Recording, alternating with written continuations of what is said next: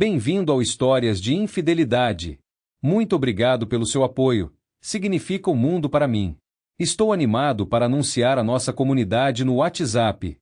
Lá, você encontrará várias novas histórias todos os dias, narradas por diferentes vozes para manter tudo fresco e intrigante.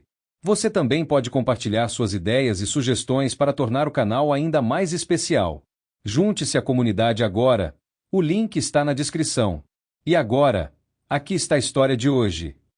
Quem não ficaria feliz com uma grande quantia de dinheiro? Direi logo que sou eu. Sim, posso dizer que uma quantia decente de dinheiro caiu do céu, mas não me fez feliz. Eu associo esse dinheiro a um período desagradável da minha vida.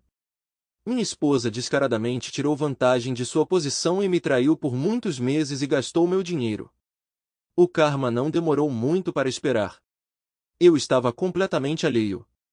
Ou, para ser mais preciso, eu estava alheio porque não havia nenhum sinal de alerta gritante que chamasse minha atenção na época. Em retrospecto, os indicadores estavam lá, mas meu amor por minha esposa Ângela e minha confiança inerente me cegaram para eles. Além disso, por que eu estaria procurando por sinais? Nós deveríamos ser um casal feliz e devotado, certo? Bem, talvez apenas um de nós fosse. Ângela começou a agir um pouco distante, talvez um pouco preocupada. Ela se tornou mais irritável e controladora. Mas sempre que eu perguntava se havia algo errado, ela ignorava, atribuindo ao estresse do trabalho. Vai passar, ela dizia tranquilizadoramente. Porque eu estava profundamente apaixonado por ela e confiava nela completamente, tolamente, então aceitei sua explicação sem questionar. Sim, eu era ingênuo. Tão ingênuo. Basicamente, fiquei sem paz em um estágio posterior da vida. Eles estavam voltando de uma conferência de jovens da igreja que eles apoiavam fielmente desde a adolescência, quando um motorista bêbado colidiu com o carro deles. Um pequeno consolo para aqueles que os conheciam e cuidavam deles foi que eles provavelmente faleceram instantaneamente devido à gravidade do impacto. O motorista embriagado também morreu no acidente. Inicialmente, parecia uma questão de registrar uma reclamação com a seguradora do motorista. No entanto, uma estação de televisão local recebeu uma denúncia anônima.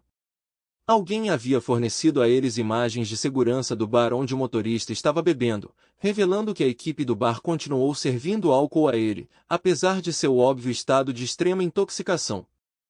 No vídeo, um membro da equipe pode ser observado e ouvido pedindo a seus colegas de trabalho que se abstivessem de servir álcool a um cliente implorando para que arranjassem um táxi para ele.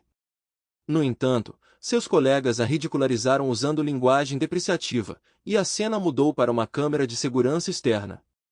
Embora não houvesse áudio, era evidente pela filmagem que a equipe o ajudou a entrar no carro, pois ele não conseguia ficar de pé sem ajuda. A delegacia distribuiu cópias do vídeo para a polícia, o promotor público e eu, pois alguém lá tinha conexões com a igreja da minha família e me conhecia vagamente. Naturalmente, o caos se instalou, pois ficou claro que o bar havia violado o rigoroso Texas Drum Shop Act, que proíbe a venda de álcool a clientes embriagados. O dono do bar tentou argumentar que o estabelecimento havia treinado sua equipe para se abster de servir álcool a clientes obviamente embriagados. No entanto, essa defesa desmoronou quando as imagens de segurança revelaram o próprio dono servindo o indivíduo embriagado em várias ocasiões ao longo da noite. Além disso, a defesa vacilou porque uma bartender foi claramente retratada discutindo com seus colegas de trabalho, incluindo seu chefe, contra servir mais álcool ao cliente insistindo em chamar um táxi. O golpe legal decisivo veio quando o proprietário foi capturado em vídeo instruindo sua equipe a ajudar o indivíduo embriagado a entrar em seu carro e enfiá-lo na maldita coisa. Como eles violaram descaradamente as leis da Drum Shop, eles não tinham defesas, a licença do proprietário foi revogada, acusações criminais foram apresentadas e tanto a viúva do motorista bêbado quanto eu contratamos o mesmo advogado para processá-los. A situação dela era terrível, pior que a minha, com certeza. Ela era uma dona de casa com 3 filhos, todos menores de 12 anos. O marido dela, que já foi um advogado de muito sucesso, era um alcoólatra em recuperação que teve uma recaída. O pessoal do bar o encheu de álcool e depois o empurrou para dentro do carro, o que levou ao acidente fatal com meus pais. O dono do bar resolveu as reivindicações com nosso advogado. A viúva recebeu 14 milhões de dólares e eu recebi 7 milhões de dólares. O acordo dela foi maior porque ela processou em nome dela e de seus filhos. Notavelmente, nosso acordo não foi o maior sob as leis de Drum Shop no Texas. O recorde ainda é de 31 milhões de dólares, até onde eu sei. Depositei os fundos em uma conta poupança destinada a acumular juros, então os deixei intocados. Ao me casar com Angela, modifiquei a conta para exigir as assinaturas dela e minha para acesso, conforme os termos de um acordo pré-nupcial que ela insistiu. Apesar da minha relutância, obedeci. As razões por trás da minha decisão de deixar o dinheiro inativo me escaparam. Eu me vi incapaz de tomar qualquer atitude em relação a isso, até mesmo me abstendo de verificar o saldo online. Curiosamente, nossa situação financeira era confortável, dadas as nossas carreiras lucrativas. Por fim, resolvi me aprofundar nas razões subjacentes para minha inércia em relação ao dinheiro. Durante uma das viagens de negócios prolongadas da minha esposa para fora do estado, aproveitei a oportunidade para visitar meu terapeuta e discutir minhas ansiedades financeiras, particularmente minha relutância em me envolver com nossas economias ou mesmo verificar o saldo online. Por meio de nossa sessão, descobrimos que meu apego ao dinheiro vinha de ele ser meu vínculo final com meus falecidos pais. Meu terapeuta identificou dois problemas subjacentes: sentir que eu estava me beneficiando da morte deles e o medo de que reconhecer o dinheiro também significaria aceitar a ausência deles. Admitir o último ponto me fez chorar, mas provou ser um avanço catártico. Depois de me recompor, saí da sessão me sentindo mais leve do que há anos. Ao retornar para casa, resolvi confrontar o saldo da conta, uma tarefa que eu vinha evitando.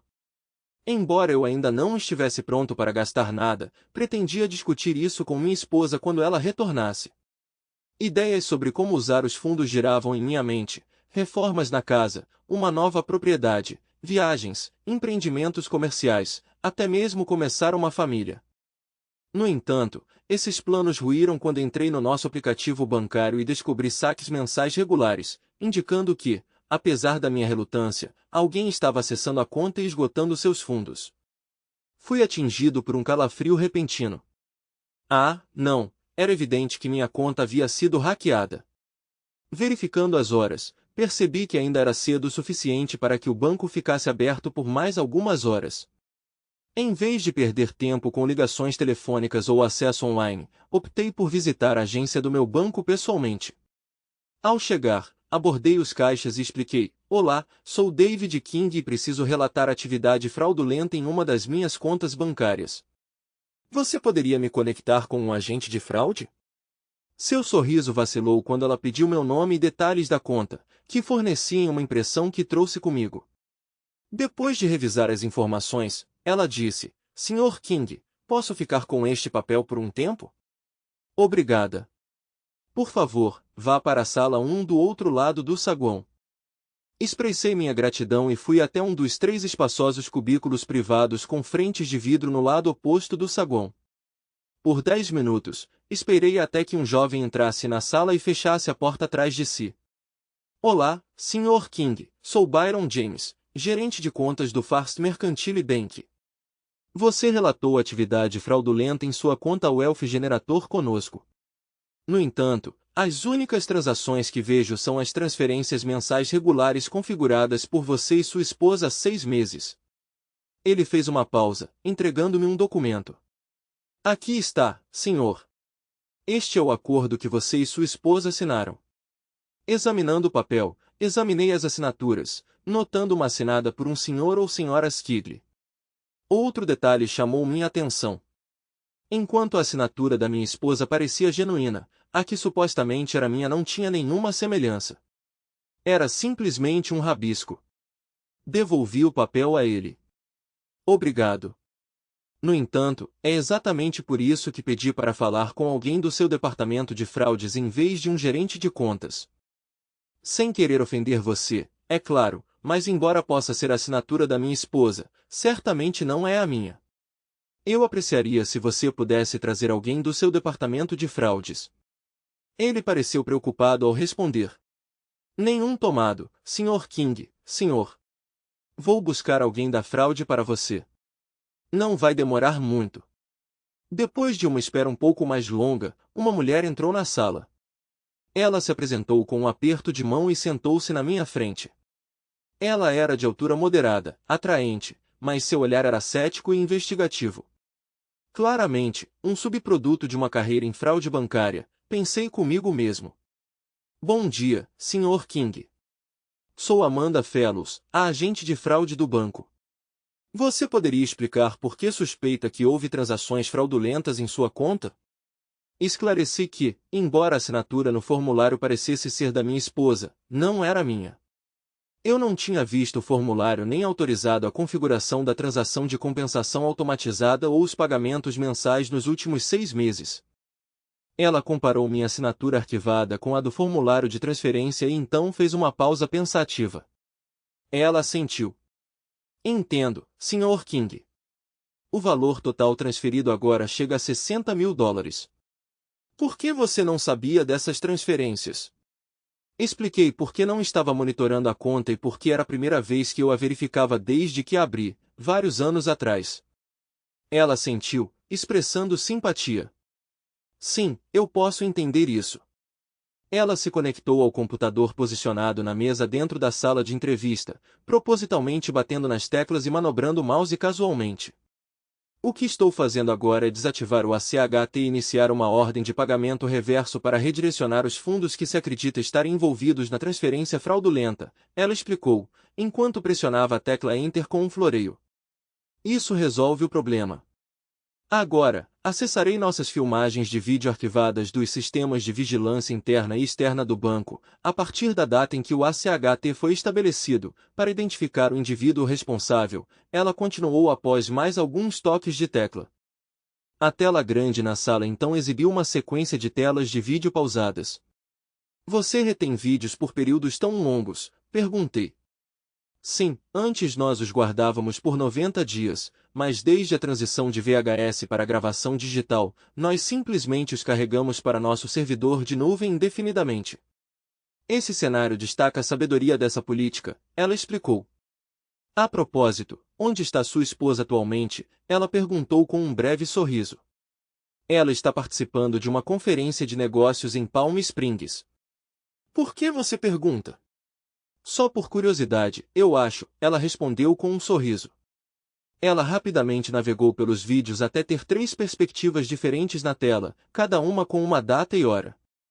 Em uma delas, vimos minha esposa, acompanhada por um homem um pouco mais alto que ela, ostentando uma peruca escura um tanto quanto de má qualidade. Não consegui identificá-lo daquele ângulo. Era evidente que eles tinham uma reunião agendada, pois uma recepcionista os acompanhou até uma das salas de entrevista, embora não a que ocupávamos, observei. Enquanto se acomodavam no quarto com um funcionário do banco, a câmera capturou uma imagem clara do homem.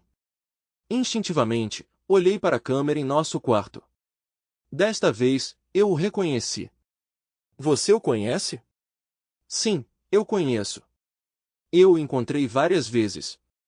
Ele é um colega da minha esposa. Acredito que o nome dele seja Andrew Carter. Ela assentiu.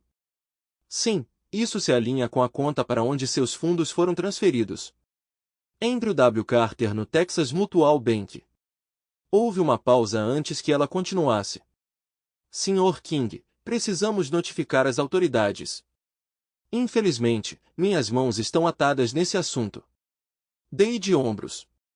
Parece que minha esposa pode ser infiel, então acredito que ela deve enfrentar consequências severas.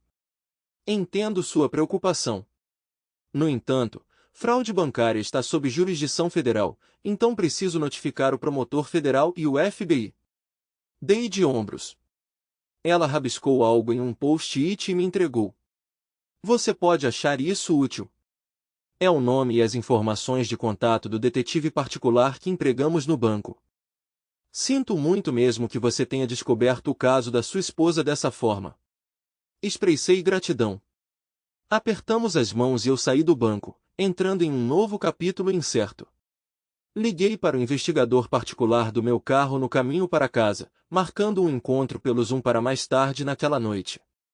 Enquanto eu ia do carro para casa, recebi uma mensagem de texto da minha esposa, toda em letras maiúsculas. Não é o que parece. Eu posso explicar tudo. Não tome nenhuma atitude. Pensei comigo mesmo, isso deve ser interessante. Evidentemente, ela e seu amante ficaram cientes da descoberta de seu engano, pois o RPO misteriosamente recuperou meus fundos. Eu respondi a Angela. Você está indo para casa para esclarecer por que as coisas não são o que parecem? Você poderia, por favor, elaborar o que realmente é, se não é o que parece ser? E o que mais devo evitar fazer? Dadas as circunstâncias, ela respondeu prontamente, dizendo, por favor, evite envolver as autoridades. Não há necessidade de que eles sejam informados sobre isso. Peço desculpas, mas não posso voltar para casa no momento. Esta conferência de trabalho é extremamente importante. Apesar do seu desejo de se encontrar e discutir tudo, devo permanecer aqui até que a conferência termine na quinta-feira. Espero que você entenda que eu te amo. Eu retruquei, tudo bem. A reunião online com o investigador particular da Greater Houston Investigations ocorreu sem problemas, até melhor do que o previsto. Delry Greer, um ex-investigador da Polícia Militar, demonstrou um profundo entendimento de sua área. Depois de relatar meus problemas a ele, ele expressou simpatia. Então, você suspeita que sua esposa esteja tendo um caso com seu colega de trabalho, Andrew Carter, ambos empregados na Ligoworks Marketing em Houston. Atualmente, eles estão participando de uma conferência de trabalho no Palm Springs Convention Center. Tem um investigador de confiança que opera em Palm Springs, ele ofereceu. Se você quiser, posso providenciar para que eles investiguem sua esposa e seu amante o mais rápido possível. Que tal agora? Eu respondi. Sem problemas, embora possa incorrer em alguns custos. Dei de ombros. Imaginei que poderia, considerando que a investigação abrange o Texas e a Califórnia, mas preciso descobrir a verdade para que o custo não seja um problema, dentro do razoável, é claro. Paguei a taxa inicial com meu cartão de débito e concluímos a ligação. Greer cumpriu sua promessa e prontamente contratou o investigador em Palm Springs. Fiel à sua palavra, recebi meu relatório inicial deles na manhã seguinte, às 11 da manhã, no meu horário, correspondendo às 9 da manhã em Palm Springs. O relatório era bem mundano. Ele dizia que Angela e Carter estavam dividindo um quarto, apesar de Angela supostamente ter sua própria acomodação. Durante o café da manhã, eles pareciam visivelmente angustiados. Segundo o relato, eles trocaram frases como: como ele pôde fazer isso? Tudo se foi? Sim, o bastardo. Cada pedacinho dele. Eu vou resolver isso quando voltarmos para casa. Não, não faça isso. Você vai ter problemas, e além disso, não quero que ele se machuque. A situação parecia resolvida e completamente diferente do comportamento habitual de Angela, ou pelo menos do que eu acreditava ser seu caráter. Os investigadores particulares na Califórnia e em Houston reuniram evidências suficientes para confirmar o caso deles. Isso foi crucial para mim, pois eu pretendia pedir um divórcio baseado em culpa, citando adultério como motivo. Isso era possível no Texas, sendo um estado que reconhece divórcios com e sem culpa. Os tribunais ainda exigiam evidências, que obtive por meio de Greer e seus associados na Califórnia. Angela voltou para casa na quinta-feira após pegar seu carro no aeroporto de Houston. Antes de partir para sua conferência de trabalho, brincamos sobre o início cedo que ela precisava para pegar o único voo direto de Palm Springs para Houston, programado para por volta das 6 da manhã. Ela entrou arrastando sua bagagem de mão com rodinhas, parecendo desgrenhada e furiosa. Por que diabos você fez isso, seu idiota? Ela exclamou. Nossa, ela estava lívida. Decidi adotar a abordagem bíblica de jogar brasas na cabeça dela. Porque, de fato, Angela, eu te perdoo por me trair e ajudar seu amante a roubar $60.000 de mim. Ela pareceu atordoada por um momento antes de responder. Você realmente achou necessário envolver o FBI? Eu balancei minha cabeça. Desculpe, querida, isso não é culpa minha. Quando o banco descobriu atividade fraudulenta em sua agência principal, eles ficaram realmente chateados. Eles compararam a situação a um professor descobrindo um caso de abuso infantil e sendo obrigado a denunciá-lo à polícia. Aparentemente, os bancos são obrigados a reportar fraudes contra si mesmos. Ela tentou acalmar sua raiva. Bem, tudo bem, mas por que você verificou a conta? Você não confiou em mim? Não era sobre confiança. Quando vi as transações, entrei em pânico, pensando que a conta tinha sido hackeada. Então informei o banco. Por que você não me ligou? O tom dela estava começando a soar um pouco chorão agora. Dei de ombros. Não me ocorreu ligar para você. Quando descobri que os pagamentos foram arranjados por você e seu amante, foi como se meu mundo tivesse desabado. Bem, por que você verificou a conta? Você nunca faz isso. Ela soou acusatória como se fosse minha culpa. Eu esclareci a ela o motivo por trás da minha investigação da conta após minha sessão de terapia, e um toque de culpa suavizou a expressão um tanto sombria em seu rosto. Ah, não. David, eu realmente sinto muito. Isso deve ter sido doloroso. Sentei-me à mesa e gesticulei para que ela fizesse o mesmo. Há quanto tempo você está saindo com outra pessoa, Ang? Ela refutou a ideia de traição, explicando em vez disso que Andrew havia confiado a ela sobre seus problemas conjugais. Angela compartilhou que ela tinha sido um apoio para ele, alguém em quem ele podia confiar e buscar orientação. A esposa dele não o entendia. Ela era abusiva, ela era violenta, e ele queria sair do casamento, mas não sabia como proceder. Ele precisava de ajuda e conselho. Fiquei surpreso que minha esposa, normalmente astuta, pudesse ter sido enganada por uma história tão obviamente falsa. Ah, querida, sério? Ele estava te enganando e você caiu nessa. Ela pareceu magoada com meu claro desprezo por sua história inventada de problemas conjugais. Mas é verdade. De qualquer forma, por que você e ele tiraram o dinheiro da conta? Ah, tecnicamente não estávamos roubando, Dave. Estávamos apenas pegando emprestado. Nós planejamos devolvê-lo quando ele conseguisse escapar de sua esposa horrível e se estabelecer em outro lugar. Eu balancei minha cabeça, lutando para compreender o que eu estava ouvindo. Angela, você era sua amiga íntima e confidente. Você também era parceira romântica dele? Você estava me traindo com Carter? Não, querida, nunca. Eu não estava romanticamente envolvida com ele. Juro que você tem que confiar em mim. Pensei comigo mesmo, não preciso confiar em você.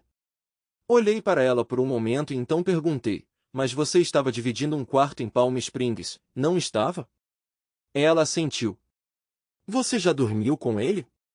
Dessa vez ela respondeu com um encolher de ombros sem graça, mais um espasmo do que algo substancial. Então você estava dormindo com ele? Ele é seu amante? Você está sendo infiel a mim? Nós éramos íntimos, mas ele não é meu parceiro e eu não estou te traindo. Estar com Andrew é diferente de estar com você. Estou com você por amor. Com Andy foi por pena pelo que ele estava lidando em relação à bruxa. Isso é bobagem, Angela. Ir para a cama com qualquer pessoa que não seja seu cônjuge é traição, não importa como você justifique dizendo que é apenas por pena de seu amante. Uma percepção repentina me atingiu. De qualquer forma, como você e ele tiveram a ideia de tirar dinheiro da conta? Ela ficou irritada mais uma vez. Eu disse a você que não estávamos pegando, apenas pegando emprestado, certo? Bem, como vocês dois tiveram a ideia de apenas pegar o dinheiro emprestado então? Ah, eu não sei. Estávamos conversando um dia e a noção simplesmente surgiu. Você ofereceu o dinheiro a ele ou ele pediu? Bem, agora que penso nisso, ele perguntou se havia a possibilidade de pegar dinheiro emprestado da conta. Mencionei que duvidava que você provasse.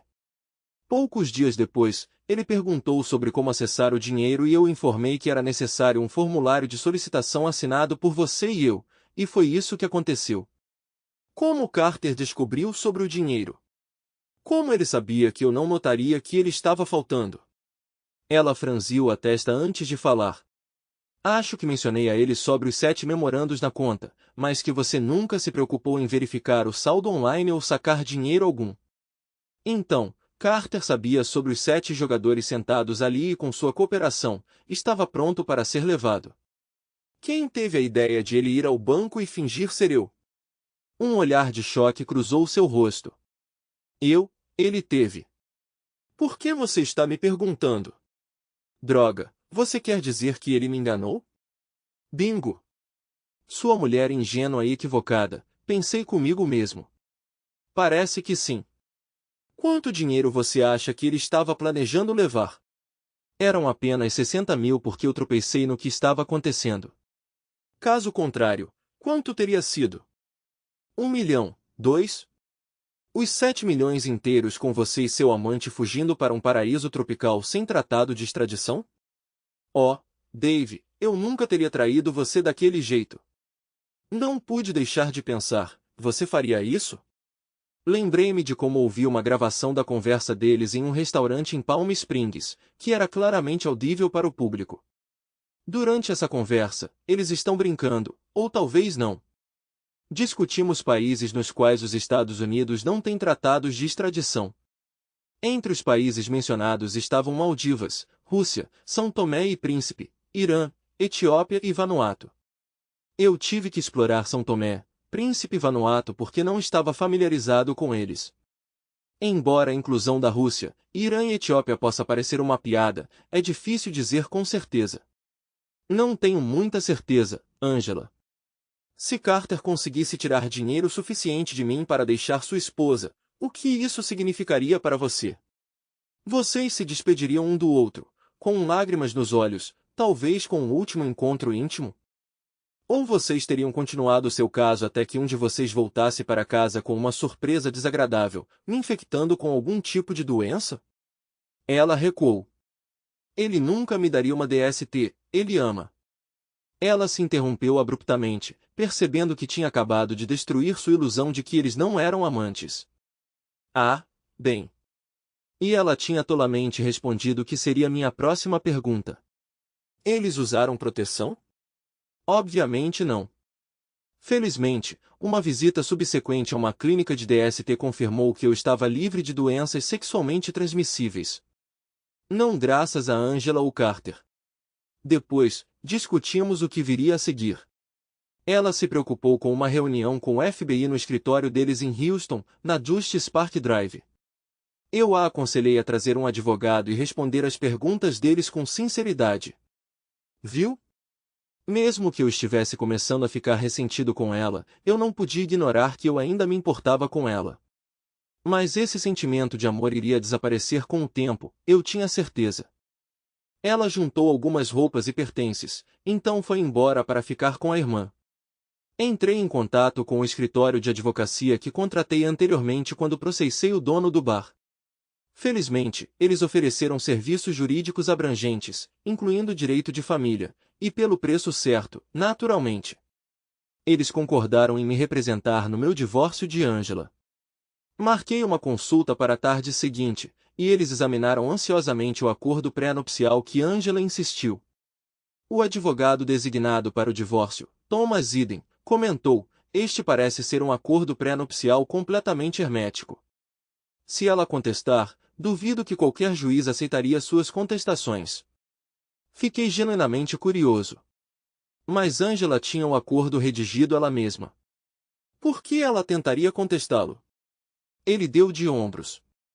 É a natureza humana, apenas um sentimento, mas acredito que ela tentará contestá-lo.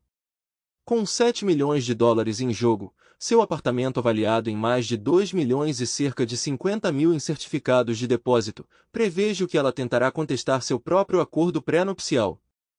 Talvez ela aceite suas perdas e cumpra os termos de seu acordo pré-nupcial, mas se eu fosse um homem de apostas, apostaria que ela tentaria anulá-lo.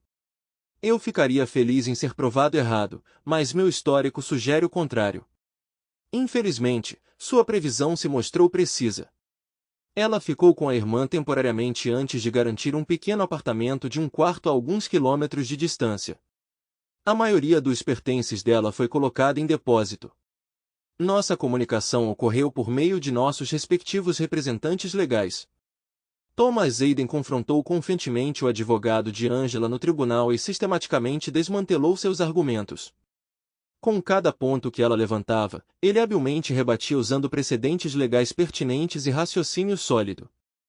Observando Angela e sua advogada, Karen Nelson, ao entrarem no tribunal, parecia que elas estavam inicialmente satisfeitas que a juíza fosse mulher. No entanto, Thomas percebeu o equívoco delas e riu baixinho para si mesmo. Eles terão uma grande surpresa, ele pensou. A juíza-presidente, Jennifer Ward, presidiu o Tribunal de Família por 15 anos, testemunhando uma miríade de casos. O que Angela e Karen não perceberam é que a juíza Ward nutria um forte desdém por mulheres que exploravam a solidariedade de gênero, detestavam a desonestidade e particularmente abominavam indivíduos que tentavam contornar acordos pré-nupciais, especialmente quando eram eles que os iniciavam. Além disso, com um caso federal pairando sobre Angela por sacar ilegalmente fundos de uma conta conjunta com seu parceiro adúltero, Thomas sabia que o juiz Ward não veria com bons olhos tal comportamento. Ele estava certo. Desde o começo, embora o juiz Ward nunca tenha demonstrado abertamente hostilidade em relação a eles, ficou claro para mim, depois que Thomas me contou, que ela tinha uma opinião ruim sobre Angela e seu advogado e não lhes dava nenhuma margem de manobra. Na verdade, em um ponto pensei que ela poderia considerar o advogado de Angela em desacato. A juíza Ward descreveu o acordo pré-nupcial como um documento exemplar, completamente pesquisado e bem escrito. Ela fez o que parecia ser uma pergunta inocente. Senhora King, notei pela papelada que você contratou o Sr. James Bell para redigir seu acordo. Angela e seu advogado pareceram confusos. Angela respondeu cautelosamente. Sim, eu fiz. A juíza Ward expressou sua confusão, afirmando, acho intrigante que, embora Jim Bell tenha feito um trabalho tão excelente redigindo o acordo pré-nupcial, você não seja representada por ele em seu divórcio. Conheço Jimmy Bell há muitos anos. Nós até trabalhamos no mesmo escritório de advocacia por alguns anos. Então por que você não está utilizando os serviços dele? A pele de Angela empalideceu e o rosto de seu advogado ficou vermelho de vergonha. O juiz Ward então deu a ambos um sorriso cúmplice, quase predatório, comentando, mas suponho que seria desafiador para um advogado decente e honesto como James Bell procurar brechas em um acordo pré-nupcial que ele redigiu há apenas uma década. Quer dizer, legalmente falando, a tinta nem secou ainda. Ela riu, indicando que era uma espécie de humor judicial. Depois de uma breve pausa, ela continuou, vou negar a moção para invalidar o acordo pré-nupcial. Isso significa que só precisaremos considerar o que o cônjuge adúltero tem direito sob os termos do acordo. Ela olhou para Thomas antes de se dirigir a ele. Sr. Eden, revisei os materiais coletados pelos investigadores particulares no Texas e na Califórnia, as gravações de vídeo e áudio, os depoimentos juramentados da equipe do Palm Springs Convention Center e do hotel afiliado. Devo admitir que é uma evidência bastante convincente indicando que a Sra. King estava envolvida em um caso extraconjugal com seu colega, o Sr. Andrew Carter. Voltando seu olhar para Angela e seu advogado, ela perguntou, Sra. King, Sra. Nelson, vocês têm alguma contraprova para apresentar ao tribunal em resposta à evidência fornecida pelo Sr. King e pelo Sr. Eden? Sra. Nelson respondeu, meritíssimo, podemos ter algum tempo para examinar a suposta evidência? Ela tentou um sorriso de escárnio, mas ele vacilou, deixando-a visivelmente envergonhada, eventualmente desaparecendo. O juiz Ward pareceu visivelmente irritado. Ah, sério, como parte do procedimento de descoberta, o Sr. Eden e o Sr. King lhe forneceram cópias de todas as evidências alguns meses atrás.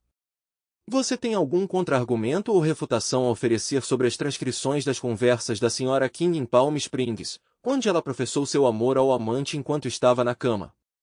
Ou talvez alguém para contestar as declarações juramentadas das camareiras do Hotel Mercedes Garcia, Gloria Tate ou Penny Lopes, alegando que a Sra. King e o Sr. Carter não apenas dividiam um quarto, mas também uma cama, com a Sra. Garcia até mesmo testemunhando-os tendo relações sexuais uma manhã?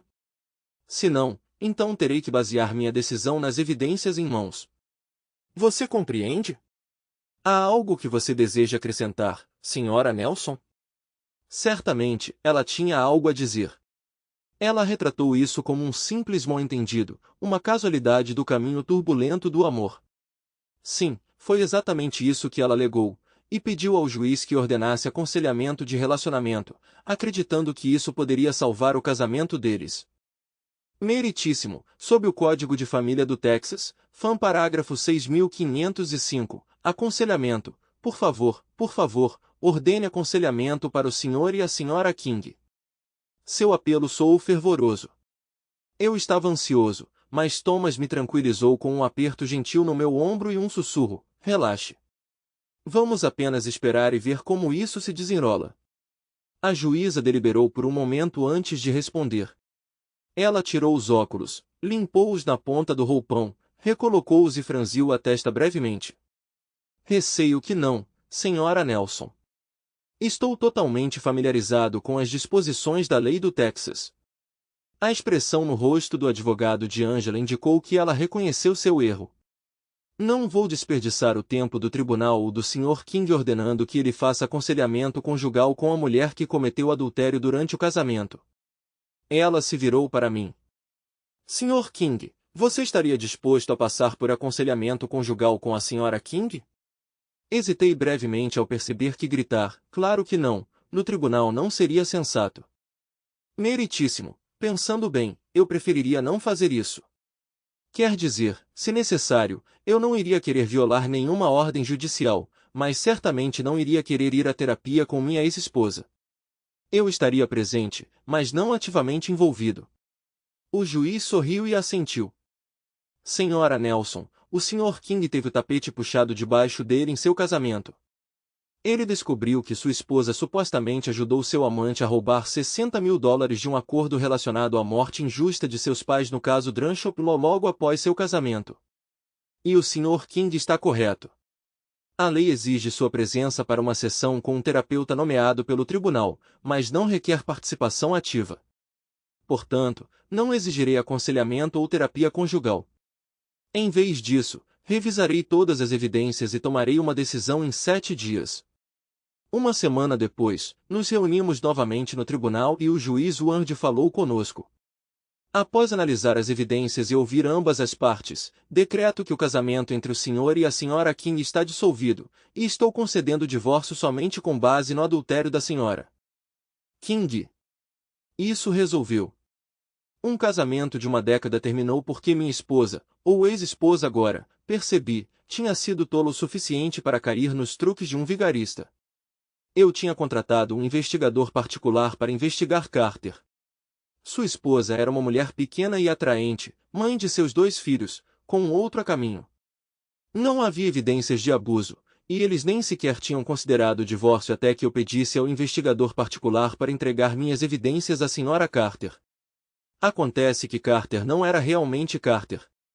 Seu nome verdadeiro era Andrew Minton, e ele tinha condenações anteriores por fraude e roubo antes de assumir uma nova identidade e se casar com sua esposa. Ela não tinha ideia sobre o engano dele. Foi indelicado da minha parte compartilhar essa informação com ela?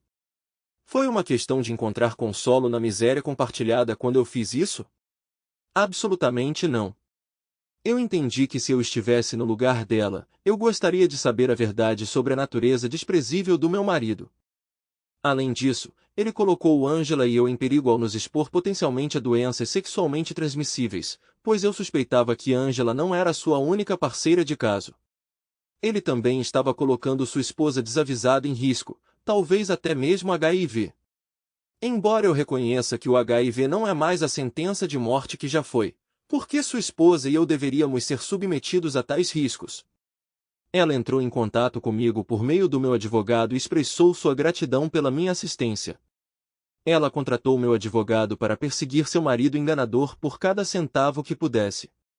Algumas semanas após a finalização do nosso divórcio, Angela e eu nos encontramos para lidar com alguma papelada, documentos de seguro, vários investimentos não cobertos pelo acordo pré-nupcial que precisavam ser divididos, e assim por diante.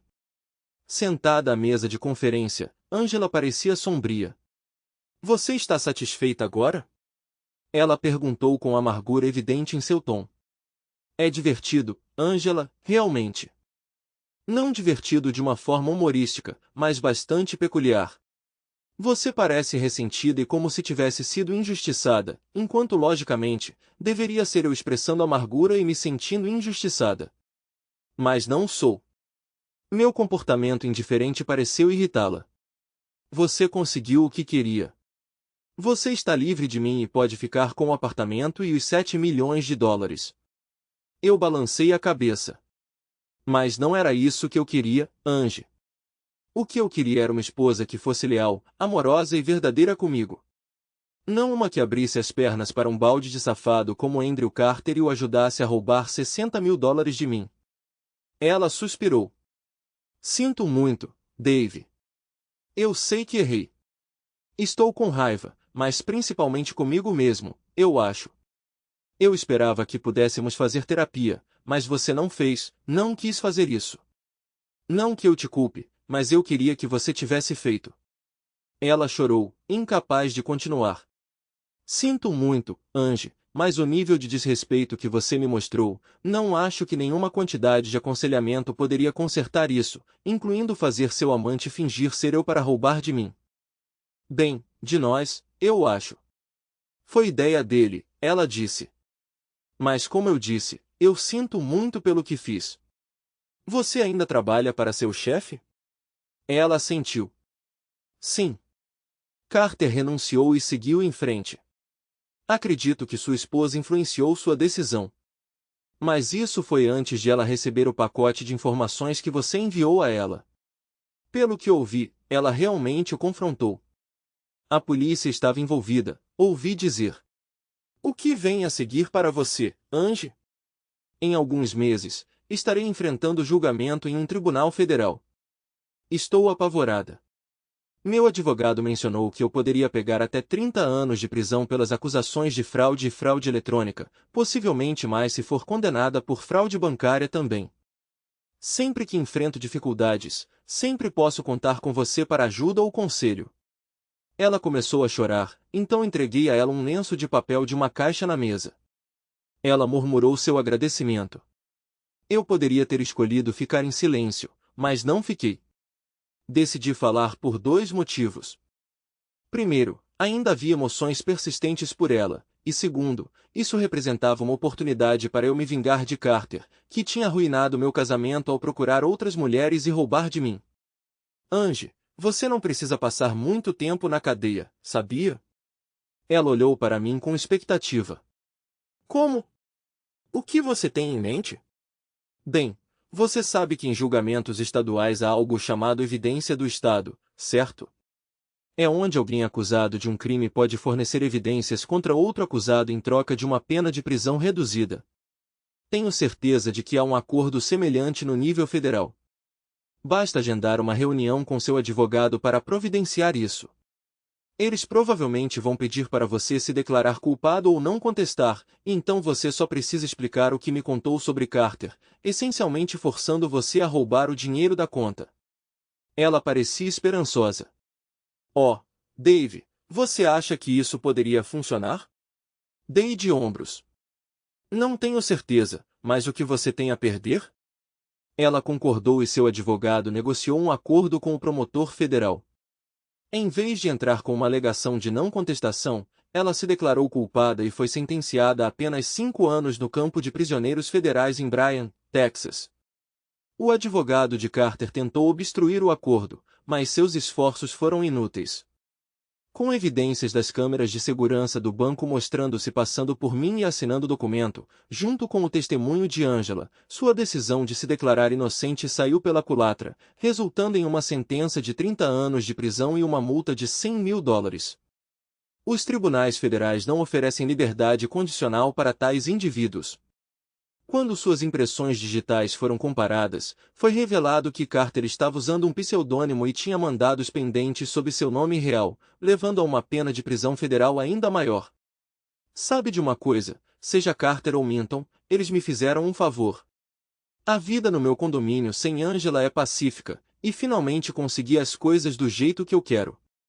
Por exemplo, eu gosto de sintonizar música clássica na única estação de Houston dedicada a ela, a Houston Public Media. Angela, por outro lado, não compartilhava da minha apreciação, descartando-a como música para velhos. Sempre que eu tentava me aprofundar em um livro, ela sempre parecia preferir se envolver em algo que considerasse mais interessante. Se eu tomasse banho, trocasse de roupa e as colocasse no cesto de roupa suja, só para ela começar imediatamente um ciclo de lavagem, ela reclamaria sobre ter acabado de ligar a máquina e como a roupa suja ficaria até o próximo dia de lavagem. Eu costumava pensar, quem se importa? Mas eu ficava quieta para evitar desencadear um de seus ataques silenciosos e ferventes. Então, estou sintonizada no HPM. Eles estão tocando uma elegia em memória em Stephen Lawrence conduzida por Philip Herbert, executada pela Cheneike Orquestra. É novidade para mim. Se Angela ainda estivesse por perto, eu não estaria ouvindo agora. O novo lugar de Angela é bem perto de Houston, menos de 100 milhas a noroeste daqui. Mas não vou aparecer nem mandar nenhuma mensagem para ela. Qual é o sentido? Ela faz parte do meu passado. Vou começar a namorar de novo? Eventualmente, mas agora estou aproveitando minha vida como um cara recém-solteiro, muito para pensar em romance. Além disso, não estou pronto para mergulhar de volta na cena de namoro, especialmente nada sério, até que eu tenha mais sessões com o meu terapeuta. E não vamos esquecer, eu tenho 7 milhões de dólares agora, o que pode atrair algumas interesseiras. Eu me abstive de retaliar contra o indivíduo, independentemente do seu gênero. Por que eu deveria me rebaixar ao nível deles? Por que eu deveria arriscar acabar na prisão junto com eles? Como o meu terapeuta apontou, embora seja compreensível que eu possa sentir o desejo de vingança contra meu ex-parceiro e seu novo amante, recorrer à violência física só levaria a consequências legais para mim. Mesmo que, hipoteticamente falando, eu tivesse um álibi sólido e não estivesse perto deles quando foram agredidos, as autoridades ainda poderiam suspeitar de mim. Eventualmente, alguém envolvido pode confessar, implicando a todos nós. Considerar contratar um assassino de aluguel também pode não ser uma escolha sábia. Lembro-me de ouvir sobre um assassino de aluguel que mudou de ideia e expôs todos os seus clientes às autoridades. É imprevisível. Tenho que confessar, a ideia de contratar alguém para machucar Carter passou pela minha cabeça, e até pensei em contratar um assassino de aluguel, afinal, eu tinha 7 milhões de dólares sobrando. No entanto, o conselho dele me afastou de um ato tão tolo. Agora que a música acabou, estou preparando uma xícara do meu chá de verdade favorito e planejando assistir a um filme sem Angela interrompendo com tagarelice. Das janelas amplas do meu condomínio sereno, olho para o cativante pôr do sol sobre Houston. Enquanto isso, Angela ocupa sua cela, e Carter reside na dele na penitenciária dos Estados Unidos em Terre Haute, Indiana. Por que Indiana? Isso se relaciona à sua evasão de julgamento sob sua identidade original, considerando um risco de fuga e necessitando de uma instalação de segurança máxima. Ele vai compartilhar essa visão pelos próximos 30 anos. Que azar, Andy, baby. Eu rio alto. O que vem depois? O rádio está desligado e preparei uma generosa variedade de biscoitos britânicos e chá do British Depot na Mason Road em Kate, Houston. Pretendo me entregar a um filme de Wallace e Gromit sem interrupções. Pura felicidade. Estou realmente abraçando minha melhor vida. Sinto falta do que tive com Angela? Sem dúvida. No entanto, a cada momento que passa, minha saudade dela diminui. Obrigado por assistir até o final. Se você gostou da história, não se esqueça de curtir o vídeo e compartilhar com seus amigos. Certifique-se de se inscrever no canal e ativar as notificações para não perder nenhuma nova história. Adoraria saber o que você achou da história. Compartilhe sua opinião nos comentários abaixo. E não se esqueça de se juntar à nossa comunidade no WhatsApp para ainda mais histórias todos os dias. O link está na descrição. Te vejo lá.